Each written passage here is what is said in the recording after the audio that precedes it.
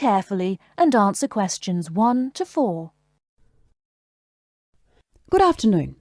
I have with me in the studio today Dr. Stephen Phillips, author of the new book Silver Lining, which is an investigation into UFOs. Now, Dr. Phillips, can you tell us a little about your book? Yes, certainly.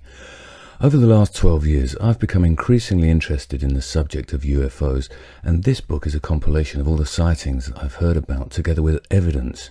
You see, so many people are convinced that there is life on other planets that I thought I would do some research myself. And what did you find? Are we alone in the universe? You sound sceptical. Well, you'll have to buy the book to find out my personal conclusion, but I can tell you this. There are a lot of sightings in a number of different countries, and the surprising fact that I have found is that despite never having met each other, a great number of these witnesses describe an almost identical object. Now, I realize that television and the media has given us all a mental picture of a UFO, a silver ship with bright lights that moves at very high speed. What interested me was that in all the eyewitness accounts I heard, people gave very precise and detailed descriptions that varied only slightly. Reports from America, Europe, even Asia, all share a significant number of similarities. Interesting. Tell me, have you been able to see any evidence yourself? Well, no. My aim in writing this book was not really to present my own opinion, but to gather all the information available and collate it into a kind of reference guide. Personally, I don't have anything much to add apart from the conclusions that I've drawn from the accounts I've heard. I understand that there is a strong body of opinion that claims there is hard evidence that is being suppressed by the American government. Could you comment on that?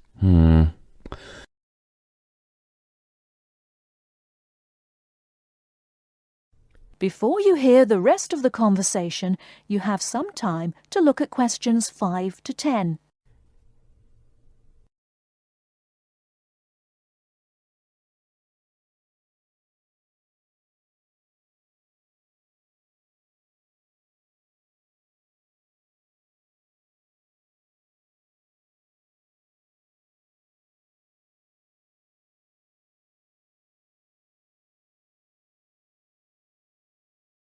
Now listen and answer questions 5 to 10. Personally, I don't have anything much to add apart from the conclusions that I've drawn from the accounts I've heard. I understand that there is a strong body of opinion that claims there is hard evidence that is being suppressed by the American government. Could you comment on that? The second chapter of my book actually talks about a place in America that has often been in the media, Area 51. Area 51? Yes, it's a military base in New Mexico. In 1947, a man called McBrazel claimed... Sorry, who? McBrazel. That's M-A-C, capital B-R-A-Z-E-L. Anyway, McBrazel claimed to have found pieces of an alien spacecraft on his farm in Roswell. Now, many people believe that this was true and that the government of the time took the debris. Since that time, they have denied all knowledge of any such find, and accounts by the many leading experts at the time dismissed the claim, believing that McBrazel had actually found pieces of a higher altitude weather balloon that had disintegrated. Now, the lack of information combined with the large number of conspiracy theorists means that no useful scientific conclusion can be drawn, but I have found out one or two surprising details. Again, you'll have to buy the book if you want to find out more. Okay. Now, I understand that an overwhelming majority of UFO sightings occurred in America. Do you find that in any way relevant? Well, as I mentioned before, there are a large number of conspiracy theorists, and the popularity of science fiction programs in America could lead you to suspect that these sightings may be nothing more than an overactive imagination. However, I have found that there are a number of other factors that determine UFO sightings. In Northern Europe, the number of reports is very low, whereas in Southern Europe, where there is more open space, less light pollution, and generally clearer skies, the number of sightings increases. Now, when you consider the vast open areas of America, particularly around New Mexico, there is an argument that UFOs are simply easier to see in certain geographical and climatic situations. Well, I've never thought of that. If I could ask you one final question, Dr. Phillips, what about alien abduction?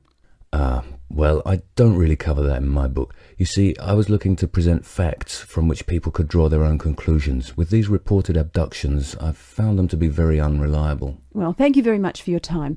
Before we finish, I'd just like to add that Silver Lining is available at all leading bookstores, priced at £19.99. Until next week, goodbye. That is the end of part 1. You now have half a minute to check your answers.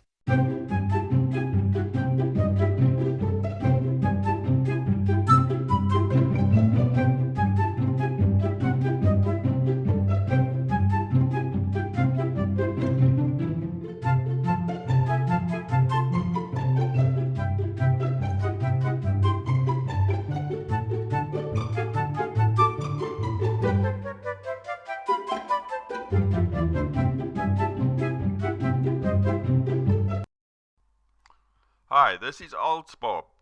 I would very much appreciate it if you could like, subscribe and share this video, as this will enable me to help more IELTS students reach their IELTS goals. Very much appreciated. Thank you.